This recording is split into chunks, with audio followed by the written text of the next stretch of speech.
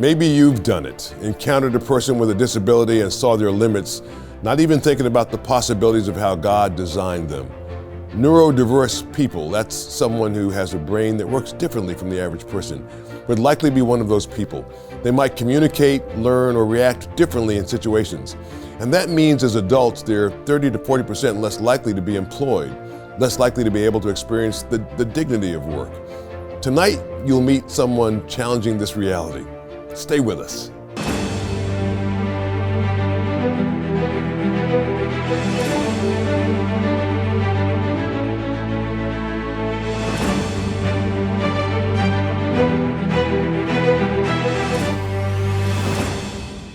When you order coffee at Nour, a beautiful new coffee shop in suburban Harrisburg, the to-go cup says this message: where everyone's light shines brighter.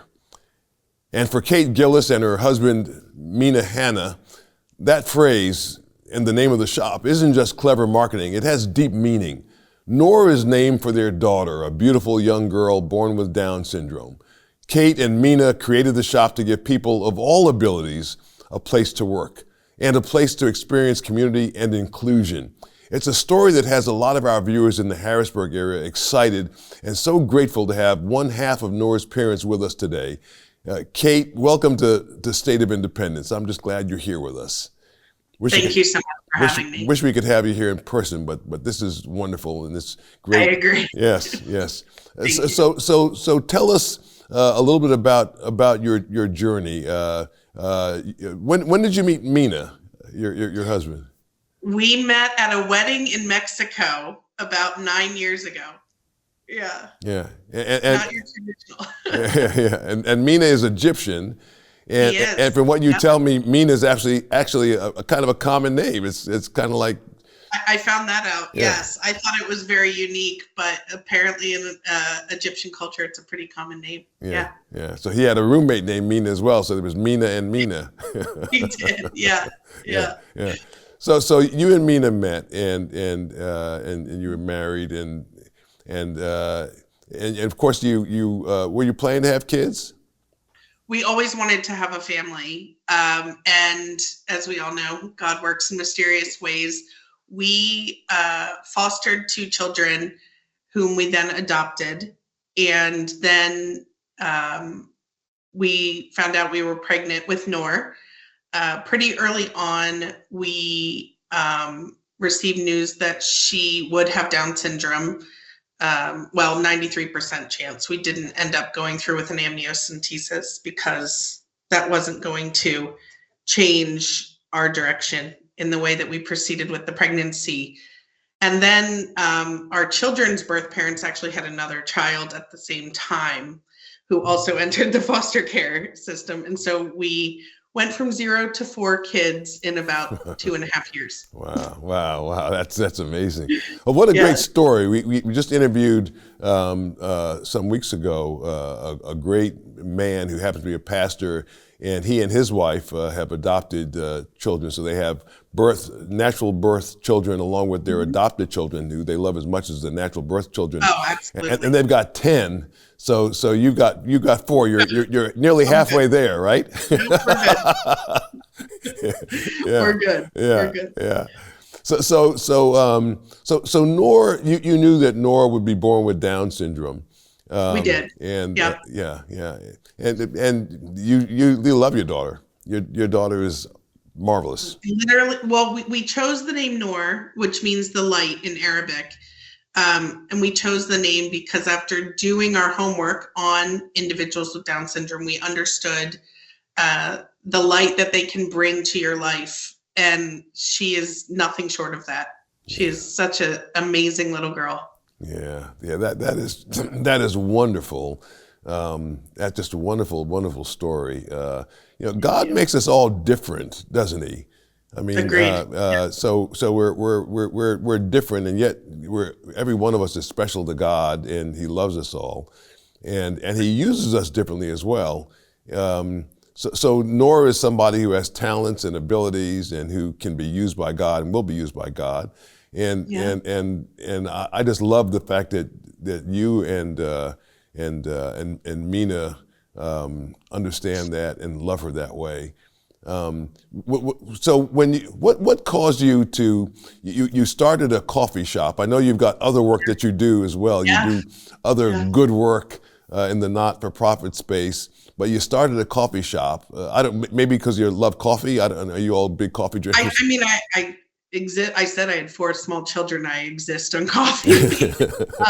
But it was more of trying to figure out a way to fill a need, what we saw in the community.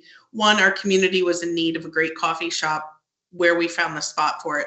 But two, when we were thinking about what life was going to look like for Nour, employment options are very limited for folks with disabilities. And so we wanted to make sure that there was a space for people who had Down syndrome or other neurodiverse abilities. And so we created it. And Nour, the coffee shop, is a very beautiful space. You do not leave there without your cheeks hurting from smiling the entire time you're there. And who do you employ at Nour? Well, currently we have 14 employees, 10 of whom have disabilities that are recognized by the state. And we have other individuals as well that do not have disabilities. So what we're doing is what's called a competitive integrated employment. And so we employ any individual with different abilities. And I wanted it to mirror the real world. We are all functioning with different levels of capabilities and abilities. And so that's what Nour represents, is that melding of people of all abilities. That's wonderful. So tell me, where does the love in your heart come from to do that? You know, there are other people who have children that may have Down syndrome, but it just takes a special kind of love in your heart to do that. Where does that come from? I think that it comes with every parent feels passionately about ensuring that their child has the best future possible, the most options available to them. And I think that parents that have a child with a disability might have a little stronger of an urge sometimes to make that a reality because it's not the norm.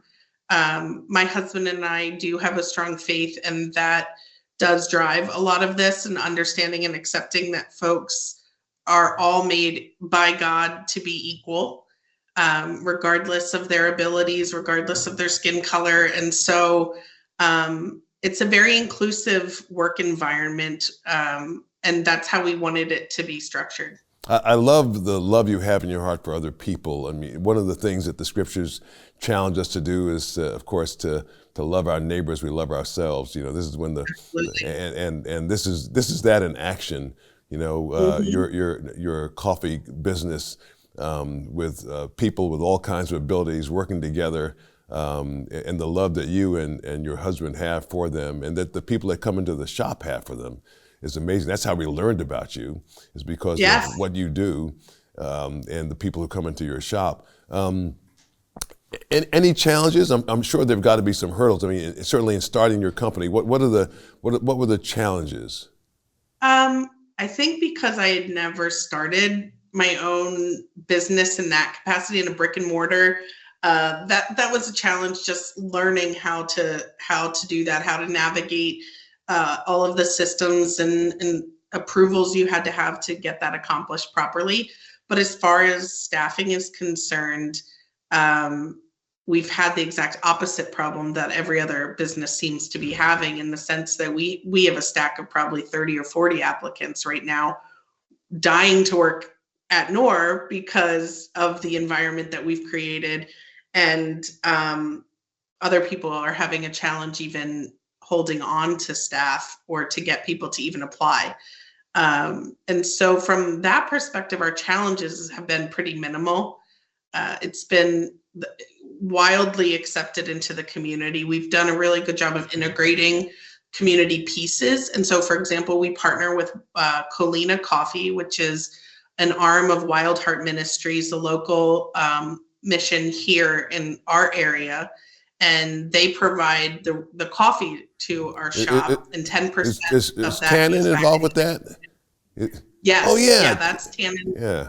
That's Tannen's coffee roasting business. And so during the day, I'm the executive director of Brethren Housing Association in Harrisburg, and he and I work together in the community there. And so we partnered with Wild Heart to provide coffee that gives 10% back into cleaning up one of our most impoverished areas of Harrisburg. Yeah. Well, this is so exciting. Tell me, what kind of coffee do you have? We have everything on the menu. The beans that we offer are a Mexican roast and a Sumatra roast. Each of those beans have their own beautiful story of empowerment throughout the world. And then we also offer tea, smoothies. We've partnered with a local deli to provide our sandwiches and salads and bagels. We bring in croissants from La Bosse in Philly. That's where our bread comes in fresh. So we've got it all from building in from the community. Great. If you're going to hire people who have disabilities, what are some of the challenges that does the law create any hurdles to make it harder, or are there challenges or things that you need to do to not be out of compliance with what the law says? Well, I think that the parents of or caregivers of our employees maybe have a bigger challenge in monitoring income and making sure that they're able to maintain benefits that they need to live. That having a job at times might impact. Our employees are doing very well. Our customers tip so graciously. And so I think that might be a challenge that some of our families are experiencing, is just making sure that they stay within the correct income thresholds to maintain all of their benefits. But as far as employing people with disabilities, that's one of the things that we wanted to share with the community and to show that people are able, when given the proper supports, and that they can serve a role in a multitude of employment options in the community. Yeah.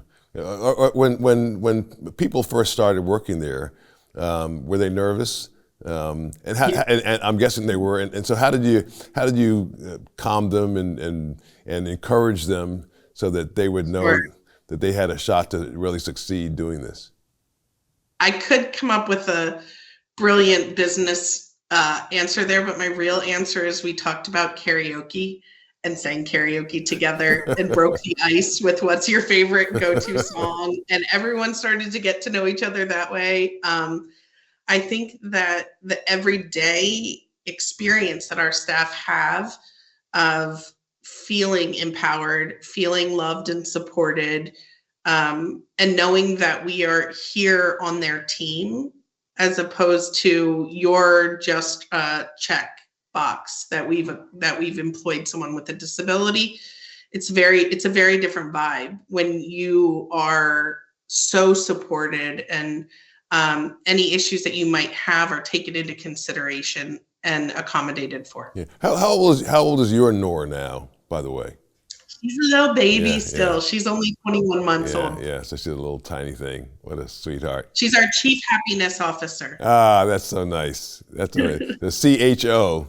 That's right. I love it. I love it. I love it. Well, I just love this environment. This is an encouraging story. I know we have people viewing right now. Some have children who are exceptional, like your little girl, and there are other people who maybe have had not a lot of relating to kids who may have Down syndrome, and maybe have never thought about, if they own a business, hiring people who may have different abilities, and this is an encouragement for them. You know, this is a way of letting them know not only is it a good thing, but it can also be a great thing, a wonderful thing. I mean, you change the lives of people, but it's not only the lives of the people who have the special abilities. It's the lives of the people coming to the store who I think are forever changed by their interaction with your people who are your employees who are serving them. Is that true? Oh yeah, and they're having a blast while they do it. The reviews speak for themselves. I mean, we have been open for I think 6 weeks now, and the outpouring of input from the community of their experience and sharing with others the beauty of the space and their interactions with each of our staff members has really been what drives us to continue and to see how we can share this message and to expand upon it. Yeah, that's wonderful. Is Mina working outside as well, or is he at the coffee shop full time? He is doing both as well. Wow. But we have an incredible manager on staff, Madison, who has a 1-year-old daughter with developmental disabilities as well. So she shares in that mission, but also has the experience that it takes to manage the shop. Yeah, I can't wait to come. I hope you do. Yeah. I hope you do. We're right outside Harrisburg. Yeah. No, I'll look forward to coming. Maybe Jeff will bring me over to Nour when I'm visiting with him, and we'll have a nice cup of coffee. I would love it. Yeah. Let me know when you're going to come in advance, so I make sure we're there. I will indeed. Thanks so much, Kait. Thank you. Have a great day. Yeah. Well, this is very, very good. Well, if you love good coffee, I hope you'll put Nour on your bucket list. Kait and Mina would love to welcome you. We'll be right back in a few moments to talk with Jeff Coleman. You're watching Joe Watkins' State of Independence on Lighthouse TV. Positively different. Share your comments about today's program in the comment box at joewatkins.org.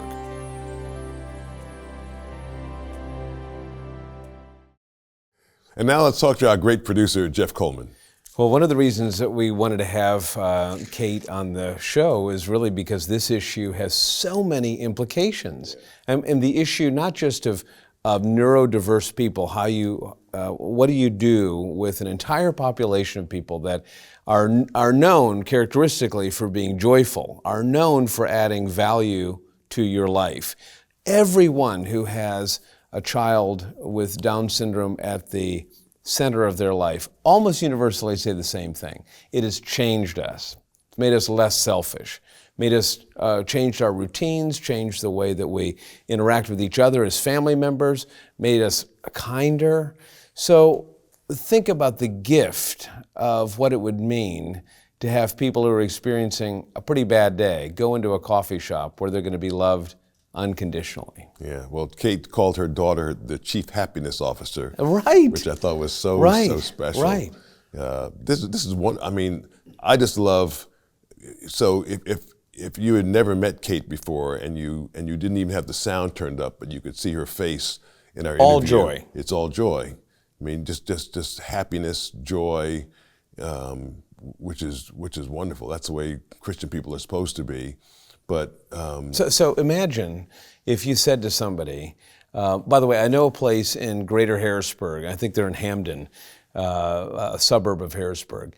And if you're having a bad day, if you're having a hard time, just go there because they're not going to ask you or evaluate you based on your income, based on your race, so if you want to set a standard for diversity and inclusion, why don't you hire a bunch of people who aren't going to look at you and wonder why you walked in with that? Why are you wearing that? Yeah. Or how much are you going to leave as a tip behind? But to know that you're going to be loved unconditionally. That is why the debate about inclusion with people with disabilities is so very important on the political side and the public policy side, because the implications of not having people who are designed differently in the culture is enormous. Yeah. So we're all God's creation. All God's creation, yeah. Right? So this debate has been happening for a very long time, and this certainly gets into if you're a person who believes in the dignity and value of human life. Many of us hold a pro-life position. What are the implications then of prenatal testing, your ability to find out inside the womb what challenges might occur? In Europe, in some countries in Europe, they've answered that question by essentially eliminating entire segments of population. So what happens when you take away people who have this unconditional love and joy, a peace to them, but you say, we're no longer going to have you in the mainstream of society. Wasn't that what the Nazis did? I mean, the Nazis, did away with people they thought were supposed to be undesirable. That is a whole piece of the World War II story that we don't often explore, which is, yes, in addition to the horrors of what happened to the Jewish population. And I went to Israel recently and walked through the Holocaust Museum, Yad Vashem. I've been there. And you realize the implications on humanity. But then there should be almost an entire museum to people who had physical and intellectual disabilities, who, because they did not fit into the plan to create this perfect race, were exterminated little by little, the horrors of the testing and all that. So this is a joyful show and a joyful conversation, but the reality for those of us who believe in the dignity and value of every life is that we have to think through about, if you are not encountering people with intellectual disabilities, if they're not a part of your life, how does this change the way you interact? You asked a great question. What is the first day of work like? Well, what's the first experience at Nour coffee shop for people who walk in for the first time? Yeah, I love it. I love what she said. We just, people, if they're nervous, we've been doing karaoke. We just sing, and that just loosens people right up. Yeah. I love it. Her whole sense was she doesn't wear her faith on her sleeve, but yet nonetheless she lives her faith, which I love. You almost, when you hear her, the first few words, you wonder, you ask why. Because think about that, for every parent, the high standard for parents now, the standard that everyone kind of universally embraces about having children, you have children, I have children, is we just want them to be healthy. Yeah. Which means we want them to be a certain kind of health. But then when we discover they have learning disabilities or intellectual disabilities or physical disabilities, that almost, for some people who are looking in on a family, that says, boy, I'm so sorry you're having to deal with that. But that's not the answer that Kait and Mina have embraced here, and that's not the answer that people in the public eye like Rick Santorum and others who have children with intellectual and physical disabilities. They've said, no, this actually is a blessing to our family.